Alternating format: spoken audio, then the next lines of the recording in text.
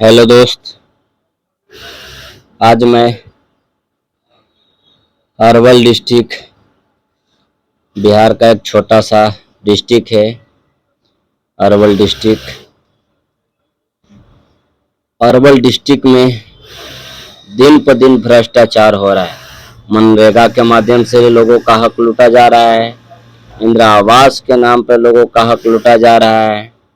वैसे न जाने कितने सरकारी योजना है जो गरीबों को इसका लाभ मिलना चाहिए, इसका लाभ अधिकारी उठा रहे हैं कमीशन के तौर पे।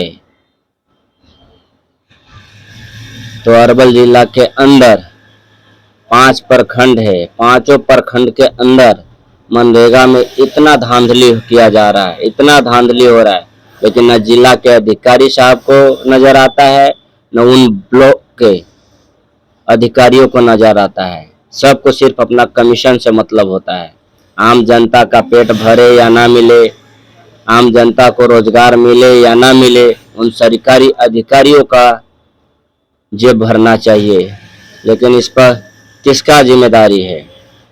तो इसी मुद्दे पे हम अरवल जिला के तमाम नौजवान से, अरवल जिला के तमाम बुद्धिजीवी चाचा चाची माता बहनें से पूछने आया हूँ कि आप जिसको वोट देते हैं, आप जिसको वोट देते हैं, उन नेताओं से पूछने का काम कीजिए कि हमारा रोजगार किधर है, हमारा इंदिरा आवास का पैसा कौन खा रहा है, हमारा राशन कार्ड क्यों नहीं बन रहा है, हमारे बच्चे का शिक्षा व्यवस्था कहाँ है, हमारे बच्चे के लिए स्वास्थ्य व्यवस्था कहाँ है।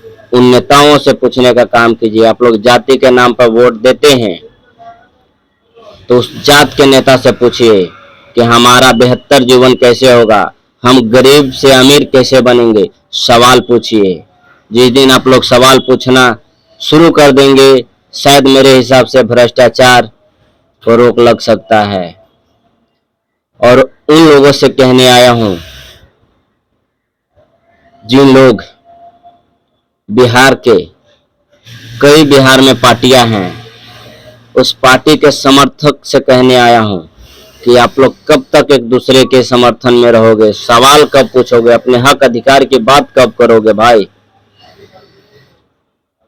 उन सारे लोगों से जो आम जनता है उनसे भी अनुरोध कर रहा हूं कि आप जिस भी पार्टी को वोट देते हैं ना, उस पार्टी के या तो जिला अध्यक्ष हो या प्रखंड अध्यक्ष हो या पंचायत के पद पे जो भी व्यक्ति पार्टी से काम कर रहा है, उन पार्टी के लोगों से सवाल करो कि आखिर भ्रष्टाचार, इन अधिकारियों का मनमानी क्यों हो रहा है। हम तुम्हें वोट किस लिए देते हैं?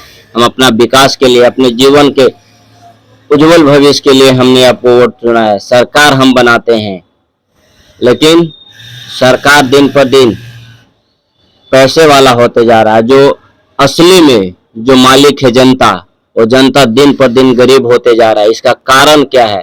कारण यही है कि आप लोग सवाल नहीं पूछते हैं। आप लोग अपना ईमान 1000 और 500 रुपया में बेच देते हैं। अभी बिहार में बहुत जल्द विधानसभा का चुनाव होने वाला है।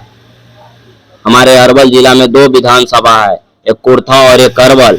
तो इन तमाम विधानसभा के जनता से अनुरोध कर रहा हूं कि पूछिए पंचायत में इतना भ्रष्टाचार क्यों हो रहा है। कोई भी आपके पास विधायक आए, किसी भी पार्टी के आए, किसी भी जाति के आए, उनसे सवाल पूछिए कि हमारे लिए कभी आपने संघर्ष किया है, हमारे लिए क्या ब्लॉक में कभी चक्का जाम किए हैं, हमारे आधार कार्ड, राशन कार्ड बनाने के लिए क्या कभी ब्लॉक का घेराव किए हैं, क्या हमारे इंदिरा आवास में जो घूस चल रहा है उसके लिए कभी आपने जिला में आंदोलन किया है। आपके पास पार्टी भी है, संगठन भी है, लोग भी है, लेकिन आप लोग जनता के हक की बात क्यों नहीं करते हैं? मेरा सवाल ये है, आखिर जनता आपको किस बेस पे वोट देगा?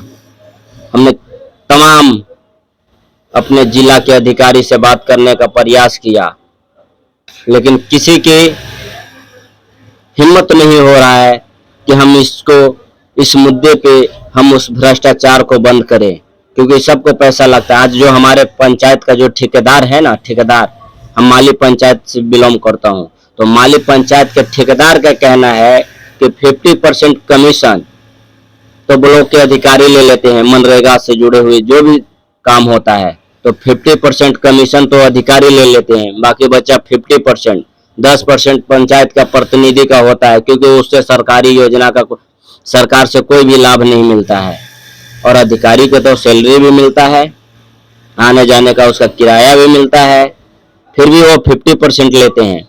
और जो जनता का चुना हुआ प्रतिनिधि होता है, जो ग्राम सभा का, जिसे मुखिया हम कहते हैं, उसका तो सरकार से कोई पेंशन नहीं मिलता है, उसे कोई सैलरी नहीं मिलता है। सैलरी मिलता है 2-2.5 हजार रुपया, उससे उसका क्या होने वाला है। और बाकी बचा 50% में 10% तो प्रतिनिधि ले लेता है, बाकी बचा 40%। तो 40% जो बिचौलिया, जो मनरेगा का ठेकेदार होता है, जो पैसा लगाकर मिट्टी का काम करवाते हैं, उसमें 4-5 पार्टनर होकर काम करते हैं, तो उनका भी पेट है, उनको भी भरना चाहिए। लेकिन ये 50% कमीशन अधिकारी क्यों लेते हैं, मेरा सवाल ये है। ये सब सिस्टम पे कोई नेता सदन के अंदर, जो हम विधायक चुनते हैं ना, कभी सदन के अंदर आवाज उठाने का काम नहीं करता है, क्योंकि वो जनता का वोट से विधायक बनता है और जनता की बात नहीं करता है। तो हम तमाम नेताओं से पूछना चाहता हूं कि हमारे लिए, हमारे अरवल जिला के जनता के लिए आपने कभी आंदोलन क्यों नहीं किया। हम आपके रैलिया में चलते हैं, आपके झंडा भी उठाते हैं, आपके नारेबाजी भी करते हैं, इसलिए कि आप हमारा खून चूसे, हमारा हक अधिकार लूटे। तो अरवल जिला के तमाम जनता सवाल पूछिए ना। आज तो हम पूछ रहे हैं क्योंकि आज हमारे भारत देश में संविधान है, तो हम आवाज उठा रहे हैं। हमारी आवाज को भी दबाने का प्रयास किया जाता है। न जिला के डीएम साहब को इसके कान तक खबर जा रहा है, न ब्लॉक के बीडीओ साहब।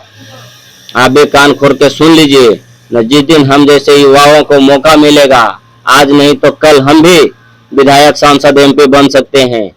लेकिन उस दिन संविधान का मानने वाला जिस दिन अगर सदन में पहुंच गया ना, ये अधिकारियों की उसकी औकात ने दिला दिए तो कहिएगा, क्योंकि जनता के हाथ में पावर होता है। जनता का मालिक समझने वाले अधिकारी ये भूल गए हैं कि हम उसी जनता का टैक्स का पैसा से अपने पेमेंट लेते हैं, हम अपना घर परिवार चलाते हैं, और उसी जनता का आप हक लूटने का प्रयास करते हैं और लुटवाने का प्रयास करते हैं।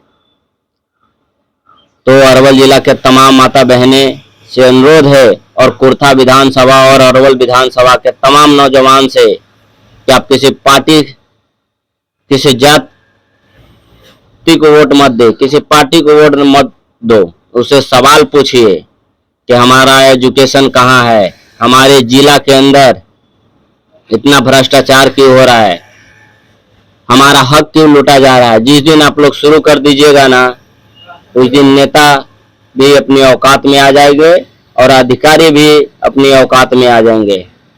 क्योंकि आपको लगता होगा कि हम चिल्ला रहे हैं, इससे क्या फिर फर्क पड़ता है।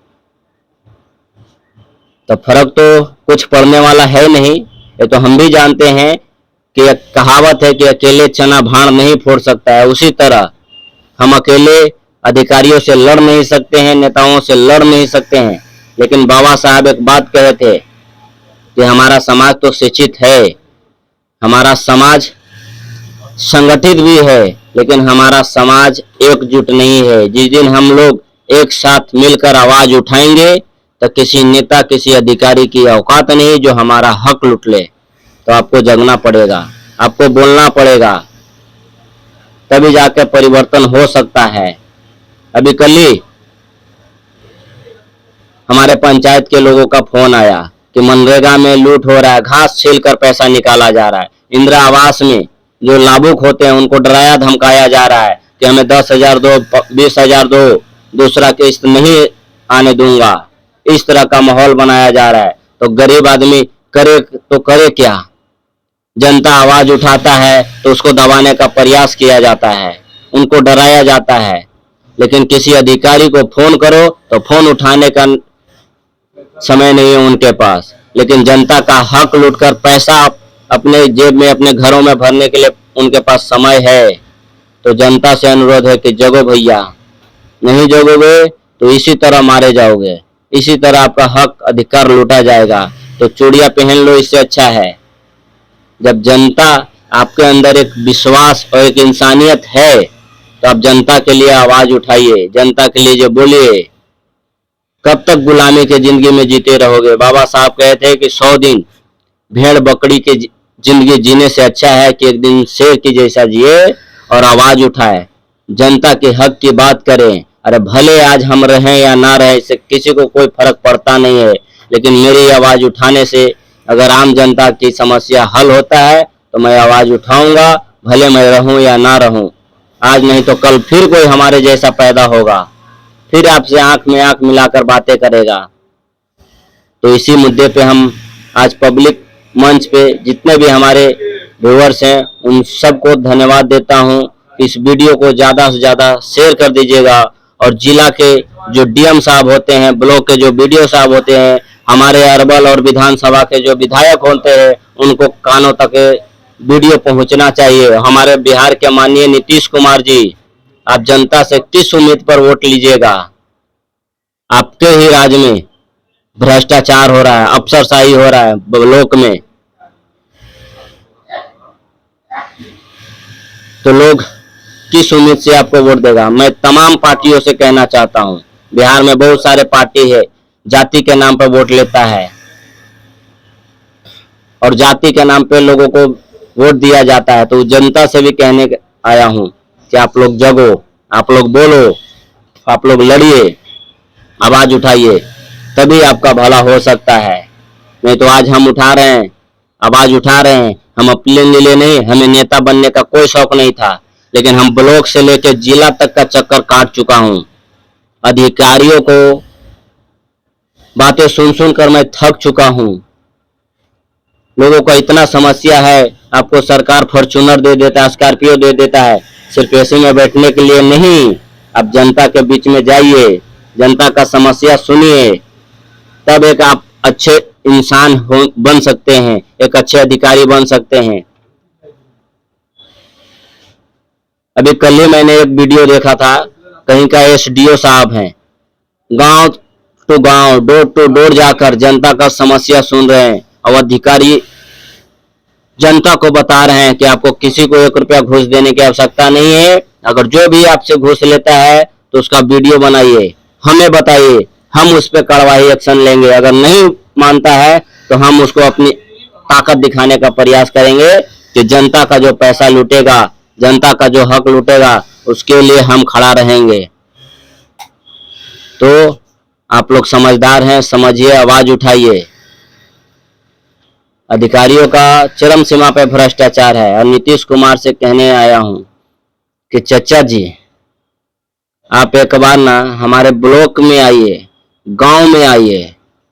आपने करोड़ों रुपया हर साल मनरेगा को देता है ताकि आपके जो बिहार के जो वोटर्स हैं उनको मनरेगा में रोजगार मिल सके, लेकिन क्या आपके जो सिस्टम में बैठे अधिकारी हैं लोगों को रोजगार दे रहे हैं? सिर्फ अपना जेब भरने का काम कर रहे हैं। तो इस सभी अधिकारियों का संपत्ति की जांच हो, यह मैं बिहार सरकार से मांग करता हूं। भ्रष्टाचार दिन पर दिन बढ़ते जा रहा है। तो जय हिंद, जय भारत। दोस्त, मैं इसी की बात, हम भी एक बेरोजगार हैं, पलायन होकर बिहार राज्य को छोड़कर महाराष्ट्र में आया हूं अपना घर परिवार चलाने के लिए, क्योंकि बिहार में तो हम जैसे लोगों के लिए रोजगार है नहीं। तो पेट का नाम चंडाल है, उस पेट के लिए हम पलायन हुए हैं, घर परिवार के लिए, ताकि हमारे भी बच्चे आज पढ़कर इन अधिकारियों से आंख में आंख मिलाकर बात कर सके, अपना हक अधिकार के लिए लड़ सके। तो इसी के साथ मैं अपना वीडियो खत्म करता हूं। जय हिंद, जय भारत, जय संविधान।